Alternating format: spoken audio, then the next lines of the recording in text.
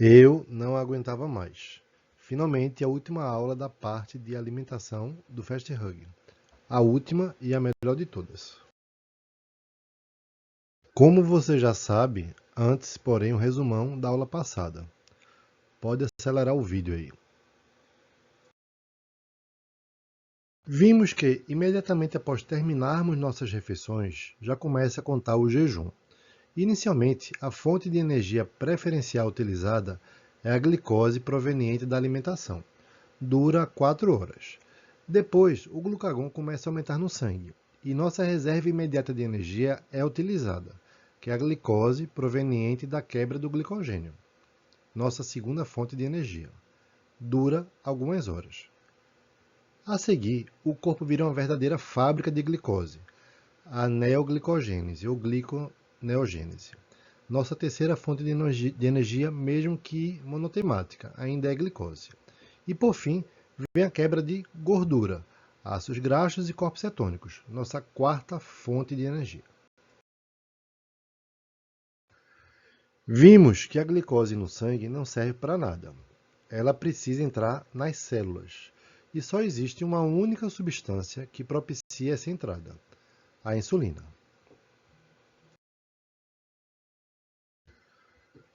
Após entrar, a glicose vai atuar na parte líquida do citoplasma, o citosol.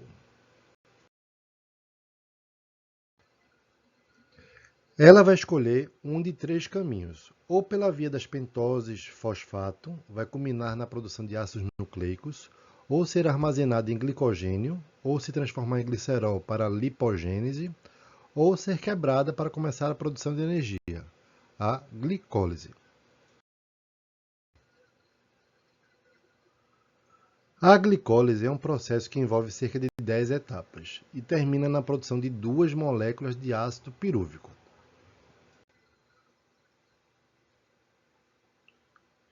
Sabe aqueles casos curiosos de pessoas sem parentesco algum, mas que parecem gêmeos?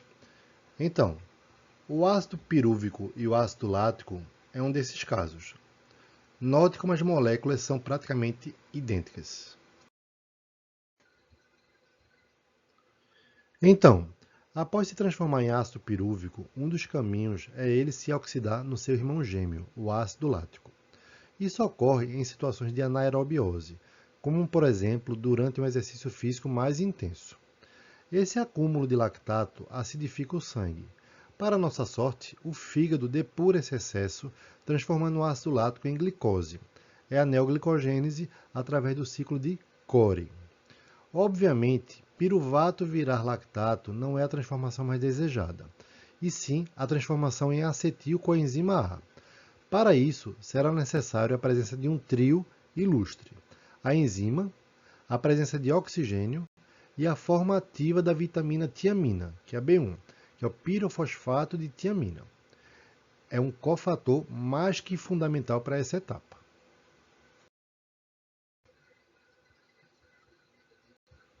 Fundamental porque já sabemos que a grande celebridade da geração de energia é a acetil-CoA. Ela entra na mitocôndria, ciclo de Krebs, depois cadeia respiratória e a grande quantidade de ADP gerado.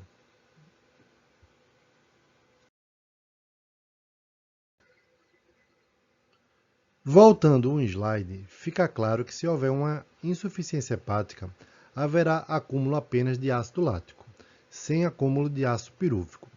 Por isso, a insuficiência hepática é uma das causas de hiperlactatemia. Já nos casos de deficiência de tiamina, pacientes desnutridos, por exemplo, levará ao acúmulo de ácido pirúvico e também de ácido lático.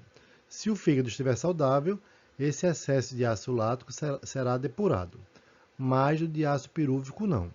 E o acúmulo de ácido pirúvico causa lesões graves no sistema nervoso. Na periferia vai causar a doença beriberi, no sistema nervoso central vai causar a encefalopatia de Wernicke. Sem falar na morte neuronal progressiva, já que nesse cenário há um grave comprometimento energético mitocondrial pela menor disponibilidade de acetilcoenzima A. Hoje, então, vamos focar nela, a primeira vitamina do complexo B. a B1, tiamina. No livro Trilhas Imbatíveis no Japão, em tradução literal, a autora Isabella Bird descreve a beriberi, uma doença que assolava o Japão da época, sobretudo suas regiões urbanas. Por ironia, os camponeses mais pobres, que não tinham dinheiro para comprar arroz nem peixe, comiam apenas cevada e milho, neles era uma doença bem menos prevalente. Já os japoneses da cidade, nessa época, tinham o hábito de consumir o arroz polido, sem a casca, justamente onde se concentrava a maior parte da tiamina. Nessa época, eles achavam se tratar de uma doença contagiosa. Um médico da marinha japonesa percebeu algo curioso. Essa mesma doença, beriberi, acometia os marinheiros japoneses em longas viagens. Inclusive, era a doença mais prevalente dos marinheiros. Curiosamente, os marinheiros ocidentais em viagens longas eram acometidos pelo escorbuto, diferentemente dos marinheiros orientais que eram acometidos pela beriberi. Takaki Kanehiro ficou intrigado com isso e resolveu investigar. Relatou aos seus superiores esse fato. Pegou como exemplo essa expedição. 376 marinheiros japoneses, durante 9 meses, em uma expedição do Japão até o Havaí. Quando eles voltaram, quase metade estavam com beriberi e 7% deles haviam morrido. E percebeu outro detalhe. Era uma doença seletiva demais para ser infecto-contagiosa. Notou que apenas os cadetes eram acometidos, justamente eles que se alimentavam exclusivamente de arroz em toda a viagem. Já os marinheiros de maior patente tinham a dieta mais variada, parecida com os marinheiros ocidentais. Eles não eram acometidos. Isso virou um problema sério, ainda mais em situações de batalha. Metade dos japoneses doentes, se arrastando, se tornavam presas fáceis nos confrontos. Takaki, então, convenceu a marinha japonesa a fazer um experimento, uma nova expedição, mesmo tempo, mesma rota, só que agora todos os marinheiros receberiam a mesma refeição. O resultado foi chocante. Foi feito em 1984 e nessa expedição semelhante à anterior, apenas 14 dos marinheiros tiveram beriberi e na forma leve, sendo que nenhuma morte. E após isso ser relatado aos seus superiores, desde então, a doença virou estatística histórica para a marinha japonesa. O nome da doença tem origem no idioma de uma ilha embaixo da Índia, o Sri Lanka. Beri em singalês significa fraco, e a repetição beriberi visa a enaltecer o sintoma mais evidente da doença, que é uma fraqueza intensa e generalizada. Não tem mais acetil-CoA para produzir energia. O danadinho Takaki Kanehiro foi além e estudou os pacientes, descrevendo detalhes da doença.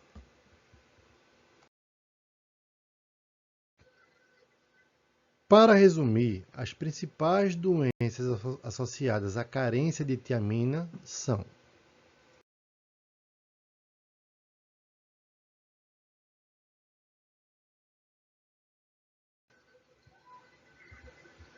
existe a forma do beriberi chamada beriberi seco, que é uma doença progressiva crônica, que se caracteriza por ter confusão mental, fraqueza muscular exagerada, inicialmente nas pernas, depois para os braços, parestesias, afasia, nistagmo, incapacidade de andar. E o detalhe, a reposição de tiamina mostra uma rápida recuperação. O beriberi úmido pode ter todas as características do seco, mas tem também um acometimento cardiovascular, taquicardia, palpitações, insuficiência cardíaca, edema periférico, pulmonar, dispneia, né? E até o choque, que é o beriberi de Shoshin. É uma doença mais grave, potencialmente fatal, e a reposição de tiamina também traz uma rápida recuperação.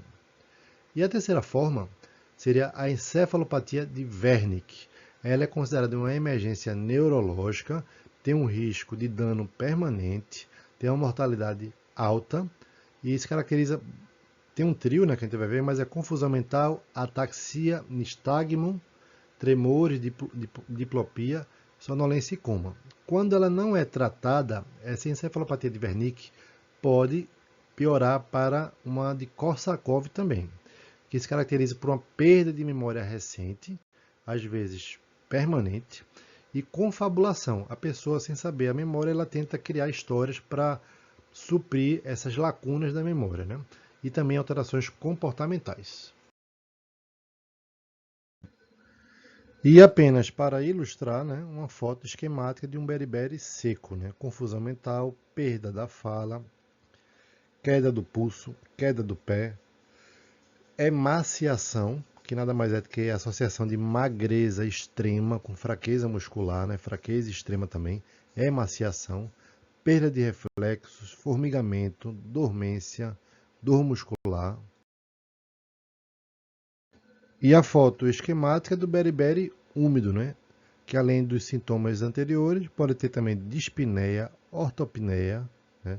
Cianose, edema periférico, dilatação do ventrículo direito, sinais de ICC, né? E também a terceira forma, que é a encefalopatia de Wernicke, oftalmoplegia, confusão mental, coma e até a morte, né?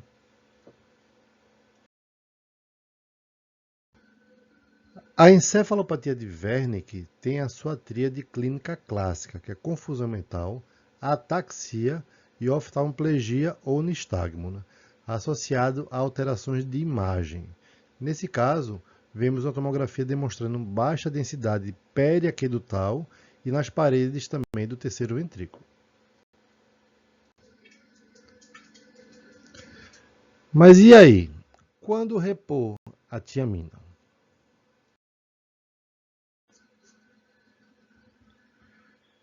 Nos pacientes sem fatores de risco, que estão com dieta por via oral, facilmente vão suprir a necessidade diária de tiamina, porque ela está presente nos principais alimentos, e sua necessidade diária é baixa. Para um adulto, apenas 1,2 mg dia. Alguns detalhes. São alimentos do dia a dia. Os principais legumes, feijão, batata, carnes de forma geral. Note que a carne de porco tem a maior taxa. Ovos, leite, fígado. Em relação ao arroz, que já foi comentado, o arroz branco polido, 100 gramas tem apenas 0,01 miligramas de tiamina. Já o arroz integral, ele tem uma taxa 20 vezes maior, já que a concentração de tiamina é principalmente na sua casca. Em relação aos pacientes que estão em UTIs com dieta exclusivamente enteral, também não é diferente. Na composição de todas as dietas enterais também tem tiamina. Por exemplo, nessa em vermelho da Peptame 1.5, a cada 100 ml da dieta tem 0,31 mg de tiamina, né? Sendo que o paciente faz bem mais do que 100 ml por dia. Já na outra, ao lado, a amarela, tem a cada 100 ml 0,12 mg de tiamina. A lógica é a mesma também.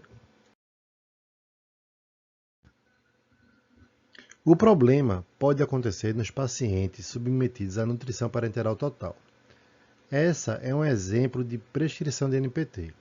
Você precisa procurar ativamente qual polivitamínico foi utilizado na produção e se ele tem na sua fórmula a tiamina, já que nem sempre tem. E se não tiver, você vai precisar repor essa tiamina diariamente, a parte dessa NPT. Essa checagem é uma responsabilidade médica. A Nutri pode até te ajudar, mas não vai eximir a nossa responsabilidade. Note aqui, expresso, que o polivitamínico utilizado foi o Cerne 12. Aí você vai ter que pegar a bula dele e procurar onde está exposto se tem ou não tem tiamina. Nesse caso tem 3,51 mg para cada 10 ml.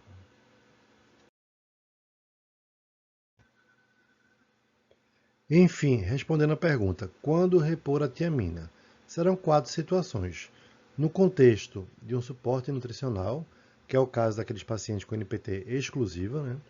Segundo, em estados carenciais, por exemplo, pacientes desnutridos graves, alcoólatras graves, em pós-op de cirurgia bariátrica, ou situações de vômitos incoercíveis, como hiperêmese gravídica, ou diarreias graves e crônicas, né?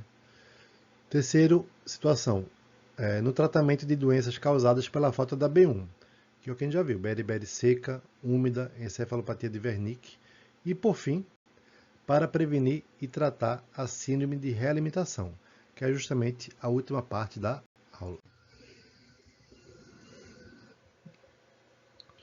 Após a Guerra Soviético-Ucraniana em 1921, a Ucrânia foi incorporada à União Soviética.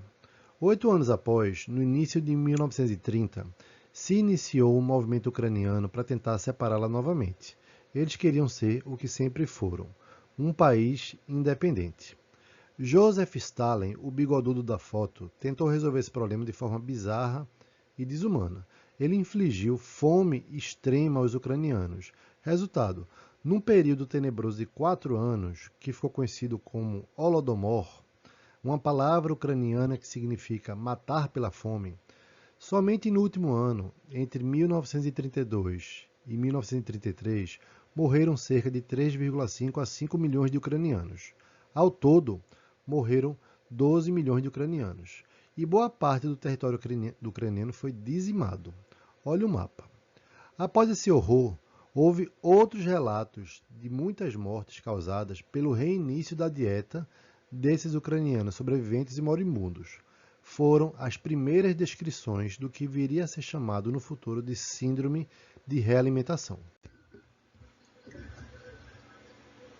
Surgiram outros relatos da síndrome de realimentação, como esse trabalho, que apesar de ser de 1951, descreve prisioneiros de guerra japoneses da Primeira Guerra Mundial.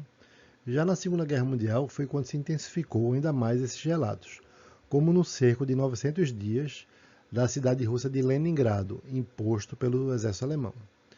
E nos relatos dos tratamentos dos pacientes que ficaram desfiando pelos campos de concentração. A primeira vez, porém, que foi usado o termo síndrome de realimentação foi nesse trabalho sobre nutrição parenteral total, publicado em 1981.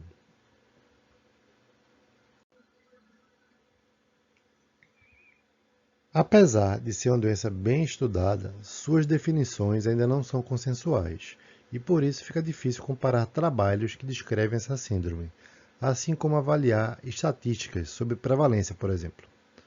Utilizaremos essas duas fontes principais, tanto da Braspen, que foi de dezembro de 2019, e da ASPEN, que é a Associação Americana de Nutrição, que é um pouco depois, de abril de 2020.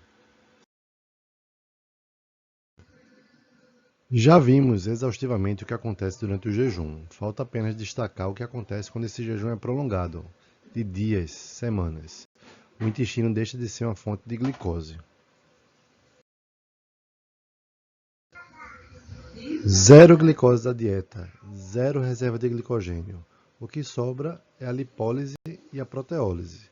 E esses produtos passam pelo fígado e ele fornece ao sangue glicólise pela neoglicogênese e corpos cetônicos dos ácidos graxos. Essa imagem está mais didática e o corpo vai nessa pisadinha, desfiando cada vez mais, acabando com suas reservas de músculo e de gordura. O problema é quando, após dias sem ver glicose da dieta, ela de repente surge novamente na realimentação. Com ela, reaparece a insulina, desaparecida também há dias, e ela vem com tudo, em dose alta no sangue. Acontece o que a gente já sabe, a glicólise, produzindo ácido pirúvico, o trio da alegria, para produzir acetil-CoA, que entra na mitocôndria e gera ATP. Primeiro problema e marco da doença. Essa produção extra de ATP em um corpo carente de íons vai consumir tudo o que resta de fósforo, levando a hipofosfatemia, que é o principal marco da doença. A tiamina, também, pela desnutrição, tem bem pouca. Com essa glicose extra, a tiamina acaba rápido. ou seja, acúmulo de ácido pirúvico, podendo precipitar a encefalopatia de Wernicke. Entendeu agora por que a gente primeiro dá tiamina antes de oferecer glicose? A insulina vai intensificar a bomba de sódio e potássio TPase, fazendo com que aumente o shift do pouco potássio que existe para dentro das células, gerando hipocalemia. Também vai aparecer hipomagnesemia, por um mecanismo ainda desconhecido.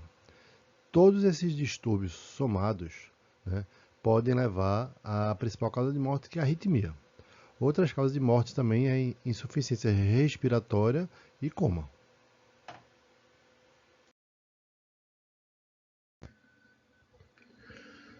Então, síndrome de realimentação é isso. Para quando prevenir e quando tratar.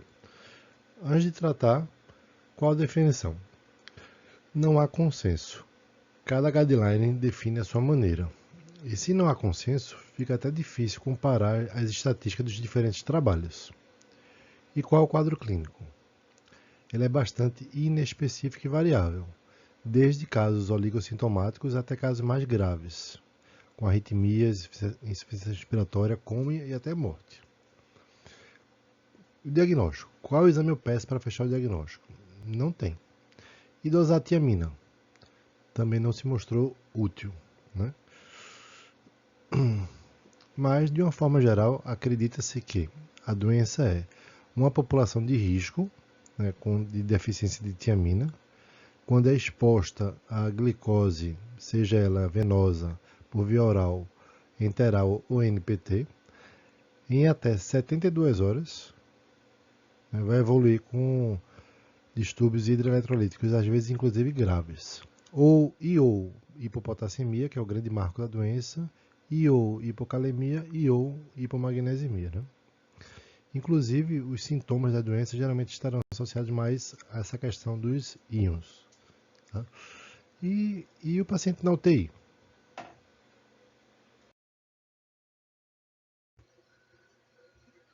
Como na UTI existe o hábito de se medir os íons diariamente, dificilmente essa síndrome passará despercebida. Só se a pessoa for muito desligada ou tiver um grau de suspeição muito baixo. E mesmo que isso aconteça, o acaso vai me proteger enquanto eu andar distraído. O acaso, nesse caso, será a maravilhosa equipe da nutrição, sempre atenta a essa possibilidade. Né? E sobre o tratamento, basicamente recai em 3 pilares. Primeiro, a reposição de tiamina, para suprir a sua deficiência carencial.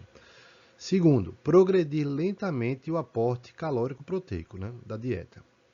E terceiro, vigiar rigorosamente e repor os distúrbios hidroeletrolíticos que estiverem no paciente. Né?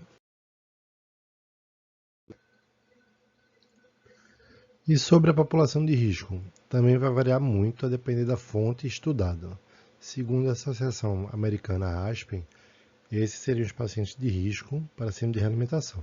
Pacientes com AIDS, pacientes alcoólatras, né, crônicos, ou uso abusivo de drogas de forma geral, paciente com alguma disfagia grave de forma geral, hiperêmese gravídrica ou vômitos incoercíveis, diarreias também de difícil controle, crônicas também, paciente que submeteu a uma cirurgia e está sem nutrição adequada há alguns dias, paciente com cânceres, pós-bariátrica, jejum prolongado acima de 5 dias, refugiados, pacientes que fazem greve de fome, né, desnutrição de forma geral. E os clássicos são pacientes com baixo peso, né, que é o IMC baixo, menor de 16 a 18,5 teria um risco moderado, ou que perdeu 5% em um mês, ou os pacientes mais baixo peso ainda, com IMC menor que 16, ou que perdeu até 10% do peso em 6 meses. Né?